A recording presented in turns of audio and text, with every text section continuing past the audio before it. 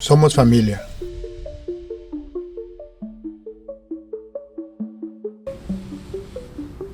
Hello, everyone. Thank you for tuning in. This is the show called SiSePodcast, where we highlight local folks like the ones we have here today to speak about a little bit about their journeys. Today, we're speaking a little bit about Barrio life. So we have some guests that are going to be sharing a little bit about that. We have our special guest, Moses Mora. How are you, Moses? I'm better and better. Thank you for having me. I'm just really pleased to be here. Thank you. And we have a special guest, Mr. Marcos Relas, who is a local photographer, sound designer. How are you feeling today, Marcos? Feeling wonderful. Thank you guys for having me here. Definitely. And the man of the hour, we have Jesse Pantoja, who just got his master's degree from San Jose. So we're really proud of you for your accomplishment. But more than anything, do you want to share a little bit of what you're going to be talking about right now with your poem? Yeah, first of all, thank you for having me on. For sure. I will be talking about my poems that are centered on Cholo identity. I'll be talking a little bit about how the Cholo identity kind of inspired me growing up, and a little bit my journey through education. So once again, here on SiSePodcast, we like to speak about different elements that make great culture, because culture is part of what makes your own identity. So we would love to hear that poem. Everybody be open-minded. We're trying to introduce you to different types of poetry, different types of mentality. So keep an open mind as we reflect on Jesse's poem. Yo soy cholo but not everyone gets it. They think I'm walking around here carrying a filero or a cohete. Pero trucha, don't test it. Yo soy cholo I don't have to be part of a clica to show it. But don't come around here acting foolish, because I won't hesitate to let you know what part of town you're in. Yo soy cholo can't you tell by the lentes on my frente? Or the way I wear my khakis, cuffed with a couple of creases. And there's nothing like a tucked in white t-shirt to make my fit look all firme. Yo soy cholo y me vale lo que dices. Me robaron mi país y que speak English es todo lo que me dicen.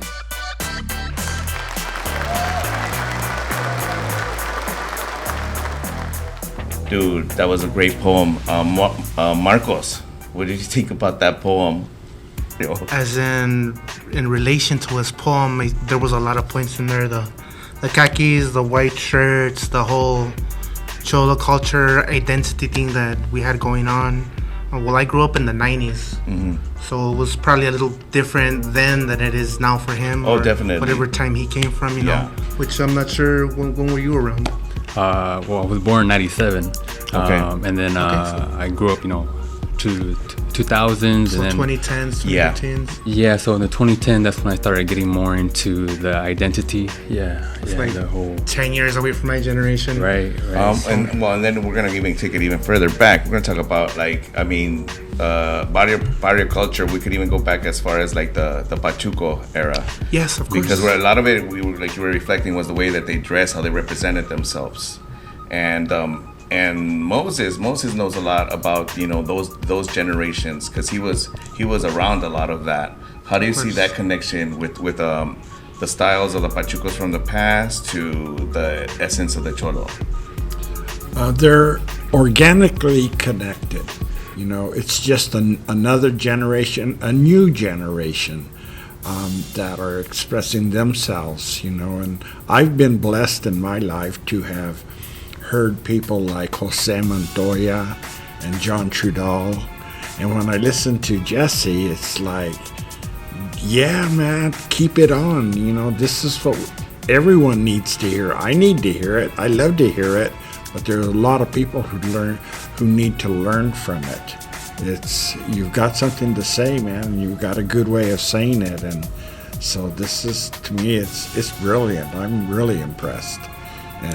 And then I was gonna mention, once again, we're getting more and more conscious, socially conscious about the homeboy experience, like the homeboy industries, where we've been seeing them do a lot of work to basically change our perception of how we see certain kind of people.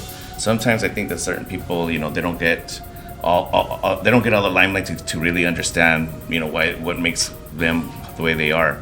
With your poem, like we started noticing that there was a lot of essence, also representation for your barrios, and that could be reflective on the fact that many a times, the barrios get the lower piece of whatever the city gets, and you need to have people there to be like, hey, looking out for the barrios. Heck, you could even say that a lot of there's even been people who grew up in the barrios that became city council people and people, in the different positions of power. Right. So I think that with all those things, we have to kind of like reflect on how these different eras of Mexican Americans, Chicanos, how they have influenced society. Why do you think that it's important to put pride into the way that you grew up? Well, I think it's important because it kind of gives you a sense of identity. It gives you an empowerment. For me, I can only speak from my experience. I think very early on, my parents were very influential because they took on the Cholo identity or lifestyle in the 80s. And, the way my parents would kind of speak about it was more on a cultural pride, right.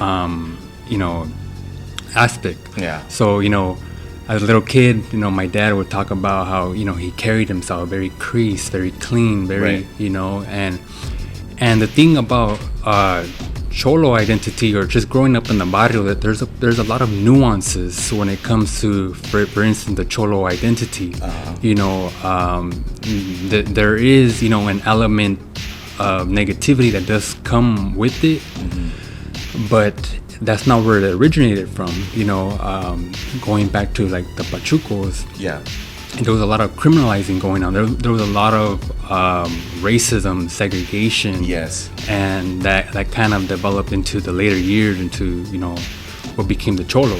That in a second, I'm going to throw in there the newspapers at the time, like William Hearst, the guy who owned the Hearst Castle. He owned a lot of newspapers, and he was the one that was putting in a lot of this kind of like speaking bad about the Pachucos, and that was kind of like creating the Pachuco riots where the Navy people were, those situations. Without going into too much detail, you can go on Wikipedia and look it up, but it's crazy because that's kind of like we're almost trying to change mentalities that have been established since back then, right? How do you think that because like once again in the culture of dressing, I've noticed that there's been a revival, like things that the way you dress, in styles, barrio styles, chola styles, like it's all coming back in a fashionable way. Is that a good thing? I think it is a good thing. Speaking on our community, I think it's saying this is ours. This is what we created, and to take pride in that. Yeah. So I think it is a cool thing that's happening. But I think it's also important to know where it came from. Like it came from the struggle. Like kind of like how I say in my poems. It came from the 1960s era when we were trying to become Chicanos.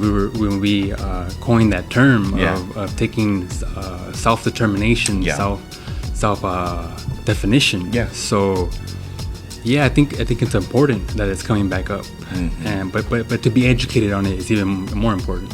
So definitely tell us your journey of coming from Oxnard and getting your master's degree. Tell us who helped you, or some of the hardships. Any advice you could give to other people who grew up in the barrios in Ventura County? Right. So I grew up in Rose Park, which is in Oxnard, which is right next to La Colonia. It's only, what divides it is Rose Avenue, right? I grew up around my grandma's neighborhood. So in the evenings, my parents would pick us up and take us home to Hueneme. I've always lived in Port Hueneme, but I spent almost 24/7 at my grandma's neighborhood. Oh, so you were on both sides. Right. Nice. Right. So I grew up and down Rose Park.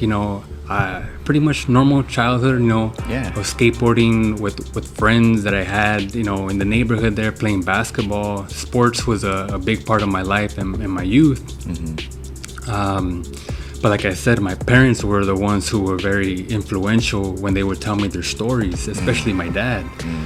And my dad to this day is still my number one role model, Yeah. And the way he what's would up, speak bro. on the way he grew up. I've always wanted to emulate what he did since I was a little kid. Yeah. And That's cool, man. yeah, and so I want to get to the part that I didn't grow up, gang banging. I didn't grow up, maybe there was a point where that was mixed in, maybe in middle school, where that's when I first, I think, got exposed even more to the Cholo identity or culture. And I did kind of get a little bit more into the territorial, gang banging stuff, but it didn't last very long. But it was at that point where I noticed that this identity gave me some type of an empowerment. Right, exactly. But at the time, I did not know how to separate the negativity from the cultural identity aspect. Okay. So I think And that's a really good thing to break down. Right. Yeah. So then through high school, I kind of stepped away from that a little bit, even though throughout high school, I was still kind of longing to be back in this identity or this way of dressing, this way of being. Right. Well, once again, it's only something that you, if you're in the barrio, you could only dress. Everything else, you're a poser. You're just not authentic. Right. So how are you not gonna want to, you know what I mean?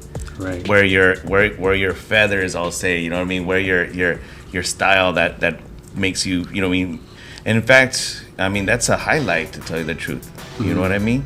I get it. Yeah. Right. Yeah. Sorry, I forgot where I left off. No, you were talking about just growing up and just finding a connection, but also trying to say, hey, you know what? I'm trying to walk this line, and I could walk it on the cultural side. Right. Yeah. So I think until after high school, that's when I kind of, I think I started looking back on my parents' stories and how they spoke about it. And it kind of clicked in me that, I can still dress like this without having to throw up a neighborhood. I don't, because that wasn't me. Yeah. I still love the cars. I still love the lowriders. I still love everything that was Chicano street culture, right? So I still wanted to continue with that. So I knew I had to find my own way through it. Yes. And then I started doing a little bit more research, I guess, and kind of tracing back where this style came from. And it goes back to the Pachuco, the 1940s, when we borrowed the style from the African Americans, the jazz scene.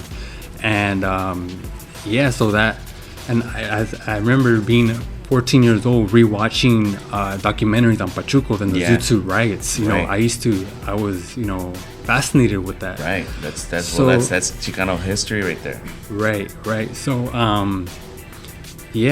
what I'm trying to get to is there was a lot of criminalizing of our gente. Right. So the way we were dressed, police would harass the, groups of teenagers, just hanging out in front of the house or in the corners or in the front of stores. And they would get rounded up and taken to jail. And then that would cause a cycle of them going in and out of jail. And then they would pick up the things in jail and bring them out here. And then it will repeat. So it's just crazy that you're being looked down upon because you have your own unique way of dressing. And I think that the other thing that I want to throw that word out there, which is assimilation. And basically, by dressing your own style, you're not trying to assimilate. And not only that, but there's no reason to have to assimilate. You don't have to try to become something you're not. Right. And that's what was going on. And so it's a trip that they started to, like you said, deem it as you, if you dress that way, it's not such a great thing. Right. And so you learned. I mean, tell me how did San Jose help you to, and even Chicano Studies, how did it help you empower your vision of your identity? Right. So my higher education journey actually started here at Ventura College. I graduated high school in 2015. Yeah. And I was here at Ventura College for about 4 years, not knowing what I wanted to do. Yeah. I eventually ended up transferring to CSUCI.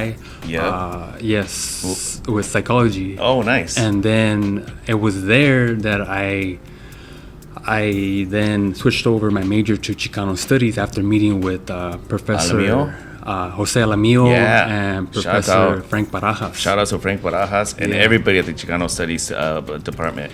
Yeah, so then that Jenny kind of drew Luna. me in. Jenny Luna, she's an important Yes. person that helped me to get into San Jose. Good. So when I got to Chicano Studies there, I felt like I can speak now, that I can speak up now. I can talk about my own experience. I can input my experiences into the curriculum as we're talking in the classroom, and that kind of empowered me. Yeah, and it they made were me, open ear for it. Right, it made me the center, you know, of education, of my educational experience. So I kept with it, and you know, it's the first time I started getting involved like on campus. So I got involved with this organization called Leaders in Education Awareness Program, where we would go to elementary schools and speak about our college experience. And I was able to speak about Chicano studies, and a lot of the kids we went to open up, and a lot of they were mainly fifth graders. So I would ask, you know, who's here from Mexico, and all the kids. So then they would gravitate towards me, and I loved that. Yeah. So then that made me want to keep going. And how I got to San Jose, it was actually the second to last semester before I graduated from CSUCI, and I went up to Professor Jenny Luna, and I said, "Hey, I don't know when I'm graduating." And she looked over my stuff, and she said, "Hey, you can graduate next semester." And then she said, "Have you ever thought about grad school?" And I said, "I don't even know what that is." And so then the first thing that came out of her mouth was, "What about San Jose State University?" And I was immediately hooked on it. I said, I gotta go there, because I never thought about going to school like anywhere else. I never thought that was in my cards, right? So I immediately started working on applications and what do you call it, the statement. And I submitted it, and that was the only school I submitted to, and I got in. Yes. So, and so you spent how much time out there? So I got there in the fall of 2022, and I just graduated in May of 2025. So about 2.5 years. Wow. Yeah. Wow, that's great. Congratulations. Yeah, thank you. So how was it coming back to Oxnard?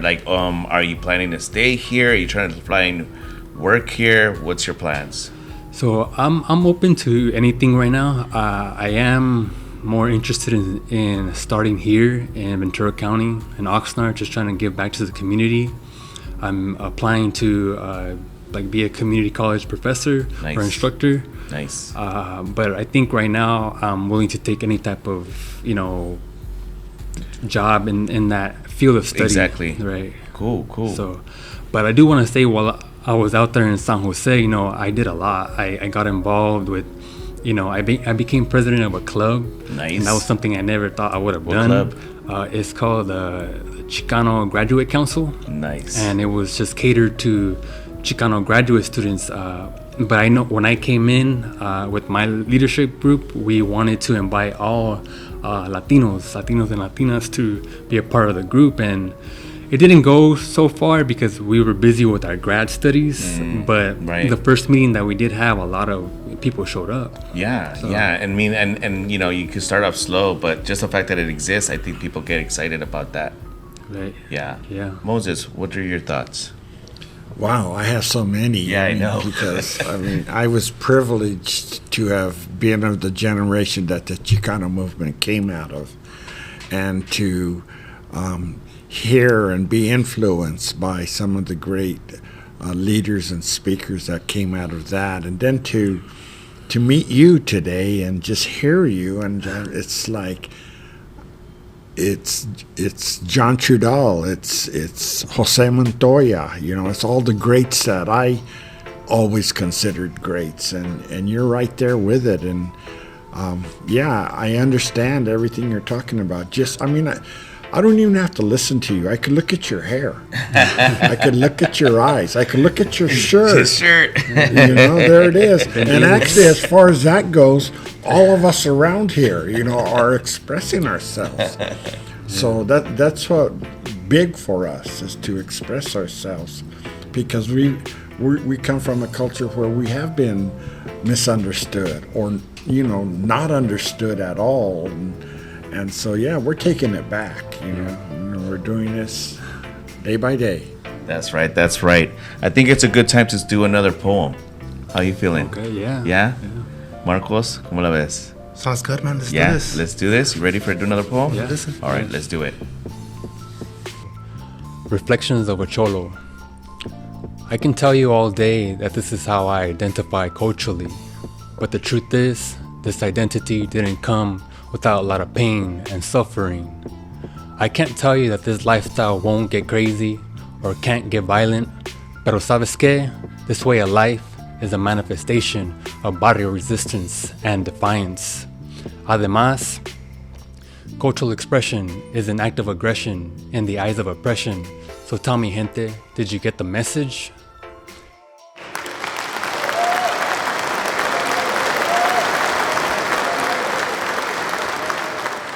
So yo soy el cholo ese, but don't forget, but not everyone gets it.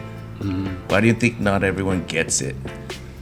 I think that line is inspired by how I was talking about my separation of the gangbanging, of the more negative aspect, and the cultural. I think what comes to mind is my dad. My dad growing up in Rose Park, and him not being affiliated with the gang, but he dressed the part. He looked this particular way. There, yeah. But it was more of a Marcos gets it. Right? I do, yes, of course. Oh, yeah. It was more about, like, I look this way, this is how I represent, this is how I take care, this is how I carry myself. Yeah. But if you're gonna come around here and, whether it's the police, whether it's other, oppressors, whoever they may be, I'm still gonna be like, yeah, I got that filero on me, yeah, I got that, I'm gonna defend myself, so keep trucha. Right. So, right. Yeah. That's where that line is inspired from. No, and I think that once again, like I had mentioned, or there was a mention of protecting the barrio, and I think there's a huge element of that people don't pick up on that. Also, I think of it as I think of the barrio sometimes as like reservations. You know what I mean, where they're left, and that for everybody to just kind of take care of themselves out there. Right. So. I don't know. I think this analysis that you're doing of breaking down the different separation of how you identify as a barrio person growing up in the barrio, I think people need to reflect that all over the place, because that's how you take away certain connotations that are not helping what we're trying to see as a progressive, as a positive identity growing up in the barrio. Marcos is a great example of a good guy who grew up in the barrio. He used a lot of his skills in learning his skill for putting lyrics together, for having a really good ear for sound editing, sound engineering. And so he's been able to express himself in many different ways. Can we say that, Marcos? Yes, we can, actually. Moses, tell us a little bit about what you thought about his second poem. Let me say that it's connected to our history. It definitely is, because I was privileged to hear some powerful voices in my time, and I'm hearing that again today. It's hard for me to even explain how this is affecting me, really, because it happens over and over again, we talk in terms of the Pachuco riots. It wasn't the Pachucos who were rioting, it was American military men, usually from the U.S. Navy, that were going out looking for Mexicans to beat up. you know, and that whole story got told even artistically through Zoot Suit and on like that.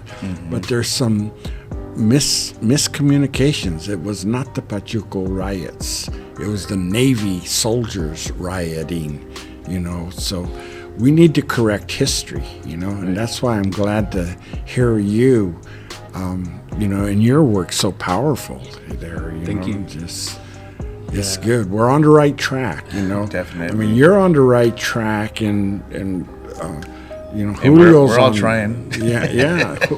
I mean, this is a good thing. It's an education, you know. It's an ongoing education. So Yeah, I'll say that. definitely. I was just gonna say, well, once again, your younger generation that is once again showing like where we're gonna take it toward the future.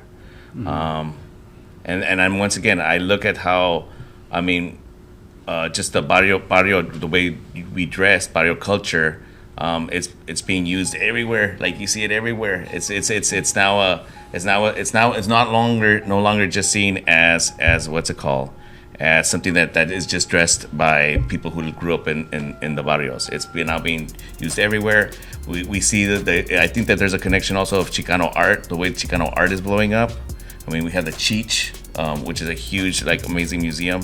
But once again, they're also looking at, you know, Cholo culture. They're looking at all these other elements as something that we have to see, reflect on it differently in the future. If anything, something that we've given them, I think, a raw deal sometimes, and we haven't allowed them to be proud of who they really are. We've always tried to see them in their not so great light. And I think by you expressing yourself today, we really, really thank you for that. But we also think that you're representing, you know, a part of our barrios that is doing really, really good. Can I get a second on that one? Oh, definitely. Yeah. Can I get a third from You Marcos? get a third, man. You're doing a good job. Yeah, man. Thank you so for that. we're down to the last couple of minutes. We want to thank everybody who's been staying tuned in. We really, really appreciate all your support. If you could, if you're watching this online, please subscribe. If you're watching this in your home TV, yeah, thank you for tuning in. Share these conversations with other folks. I think that it's a really important time for us to be expressing ourselves.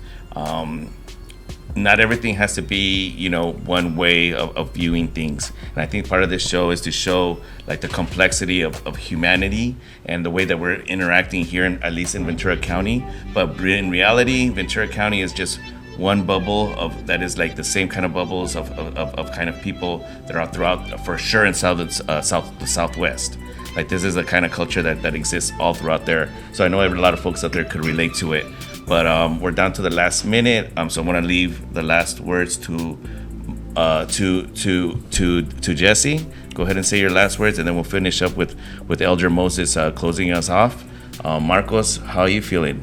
Feeling wonderful, man. It was a great conversation. Thank you so much for always being down. I've known you for many years. Really appreciate the man that you have become with all the many skills. Thank you. And I wish you good Appreciate health for a very long time.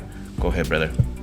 Yeah, I just want to say, thank you, Julio, for having me on, and thank you for being here, and the words that, you say, I feel them, thank you. It means a lot to me.